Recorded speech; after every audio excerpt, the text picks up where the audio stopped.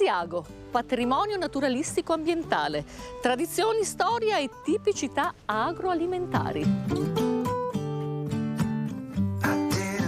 Questa è la forza di un territorio. Questa è la forza di Asiago Go Green, un nuovo progetto che fonda il passato di un territorio con il nuovo futuro.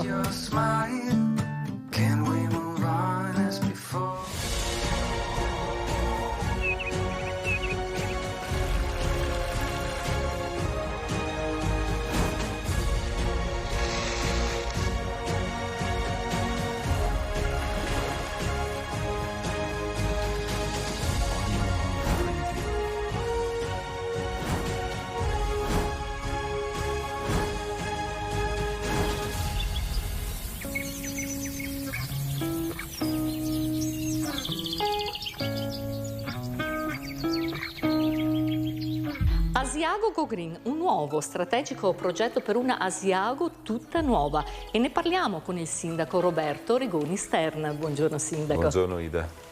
Un nuovo progetto. Ma questo è un progetto molto interessante che abbiamo voluto attivare come amministrazione comunale per poter valorizzare le specificità del nostro territorio.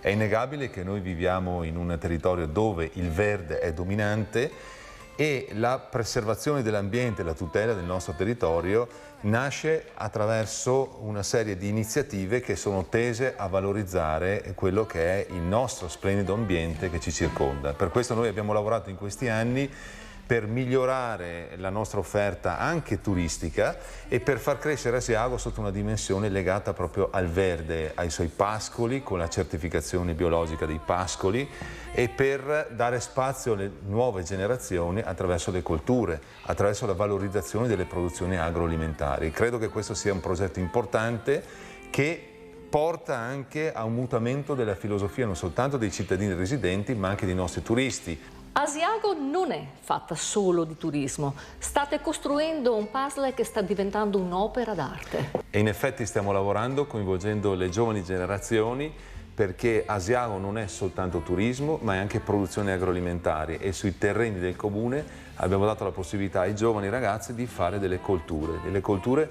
biologiche, delle colture che danno loro la possibilità di continuare a vivere nel nostro splendido territorio. Allora andiamo a vedere alcuni di questo meraviglioso puzzle. Andiamo. 7 anni fa. All'epoca era un momento in cui non c'era molto lavoro a livello familiare e si è deciso di partire da zero con una nuova attività proprio qui, ad Asiago. Andiamo a vedere con cosa.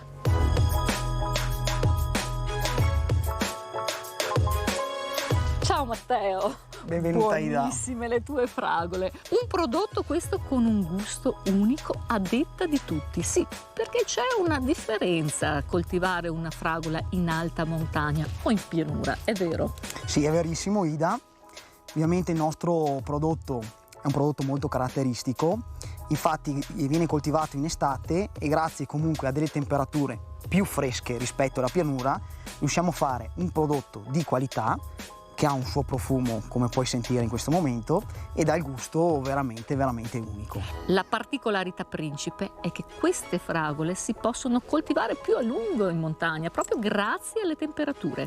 Esatto, questa fragola viene piantata ad aprile, ci vogliono circa 60-70 giorni per iniziare il primo raccolto e dopodiché dalla prima seconda settimana di giugno riusciamo ad arrivare quasi fino a fine ottobre con questa produzione. Abbiamo molti consumatori finali che decidono di utilizzare la fragola sia come nella Macedonia per fare la marmellata. Molti signore mi dicono: ma sai che ho provato a fare il risotto con la fragola, è una cosa che non ho mai visto e quindi viene utilizzata in molte cose. Noi ovviamente avevamo fatto un progetto su dei terreni, degli appezzamenti di mia proprietà e siamo andati in comune all'amministrazione a chiedere l'approvazione.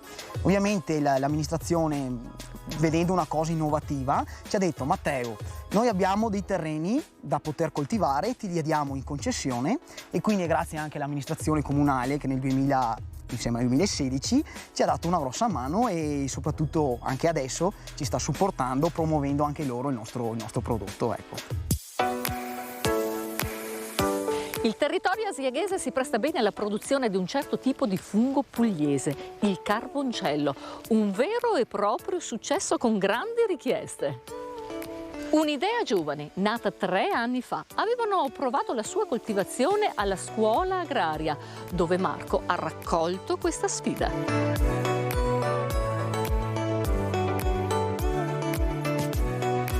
Ciao Marco, qui si coltiva il carboncello, ma che tipo di fungo è il carboncello? Il carboncello è un fungo pugliese trasportato nell'altopiano di Asiago.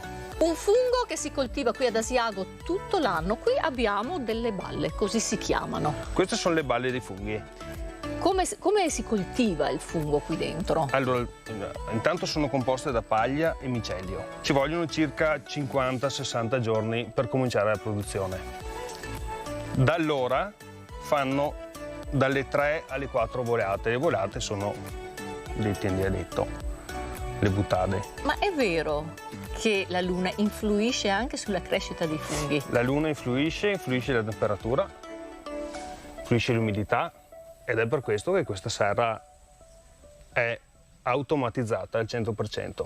Diciamo che deve esserci un microclima perfetto per la produzione. Bisogna ricreare il clima del bosco e qui lo ricrei tutto al 100%.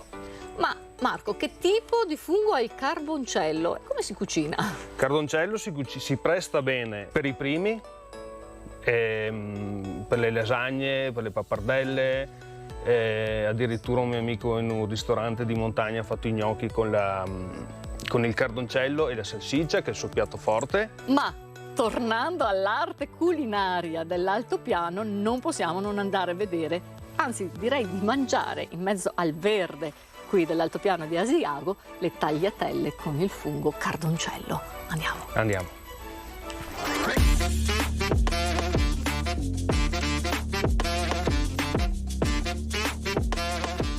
Asiago Go Green, un progetto a sostegno delle eccellenze agroalimentari di Asiago, forte elemento identitario che rappresentano uno strumento formidabile di promozione in ottica green. Tra le iniziative valorizzazione dei prodotti d'eco, nuove aree di coltivazione, certificazione biologica di pascoli e malghe, politica di internazionalizzazione, consorzio formaggio Asiago. Cos'è lo sviluppo per Asiago Go Green in un'ottica ecosostenibile, Sindaco? Ma è la protezione dell'ambiente con una salvaguardia anche a quelle che sono le tematiche dello sviluppo del territorio, perché l'amministrazione sta compiendo degli investimenti importanti in una chiave di modernizzazione, nel rispetto dell'ambiente, nel contenimento anche del consumo del suolo e negli investimenti che sono legati alle infrastrutture turistiche. Penso ad esempio ai nuovi impianti di risalita che abbiamo realizzato, l'ampliamento del campo da golf, sempre nella logica del verde. I numeri ci stanno dando ragione, perché gli aumenti dei flussi e il fatto che si parli sempre più di Asiago e di altopiano per noi è veramente una carta vincente, perché permette di creare un indotto economico che continuerà a far vivere la nostra gente nella propria terra. Noi abbiamo investito molto sul turismo, sulle manifestazioni turistiche.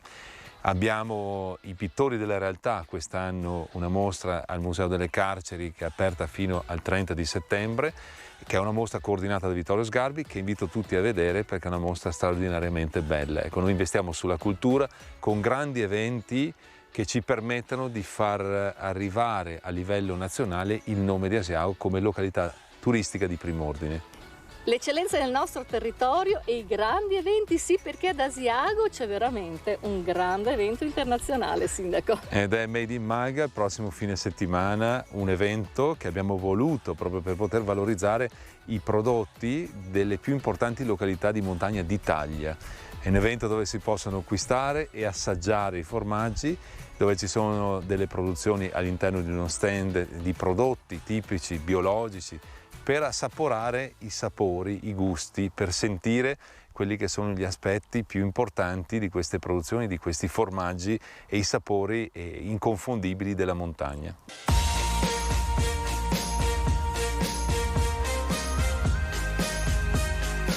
Nicola ha solo 22 anni, ha finito la scuola, a novembre compie gli anni, a gennaio apre ben 2 attività qui ad Asiago, una produzione e coltivazione di patate, ben 3 tipi di patate ma che portano il loro marchio, e una produzione di miele. Ma adesso partiamo così.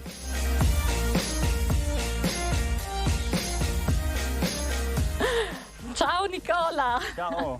E allora, cosa stiamo facendo qua? Stiamo raccogliendo le patate gialle con il marchio Patate di Asiago.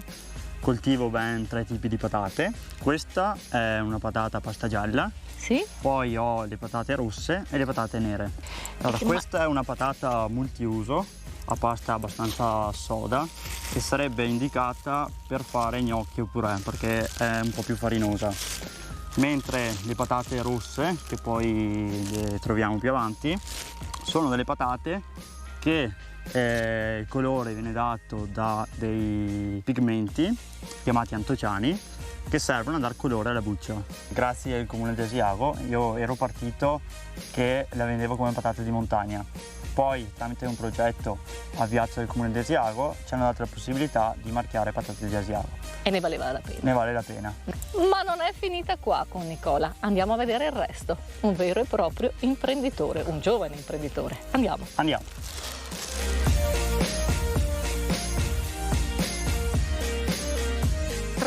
Fino a 2 anni fa non esistevano queste qualità che adesso portano il marchio di Asiago. Esatto, allora ci sono le bianche, le rosse e le nere. Al momento produco sui 400 quintali.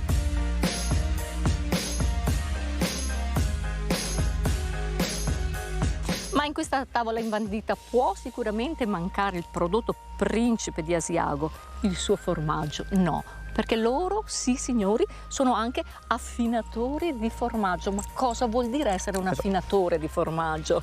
A noi il formaggio, soprattutto delle malghe, ce lo portano a stagionare nei nostri magazzini, lo portiamo alla stagionatura e poi lo rivendiamo.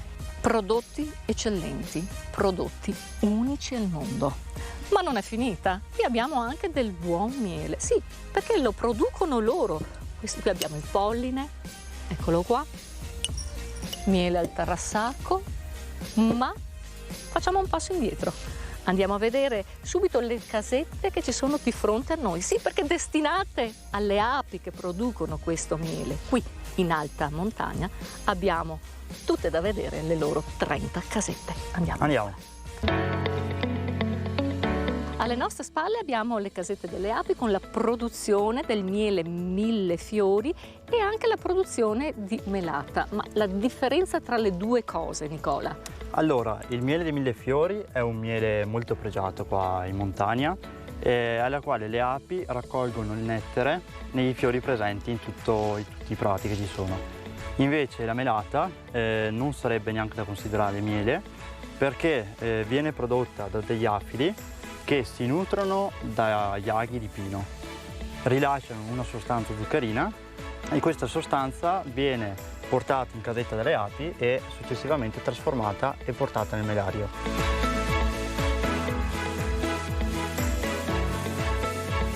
La montagna non è solo torrenti, pascoli, laghi. La montagna è un vero e proprio modo di vivere la vita. E grazie, gentili telespettatori, di essere sempre così numerosi in nostra compagnia. Io vi do appuntamento al prossimo viaggio di itinerari turistici. Buona serata.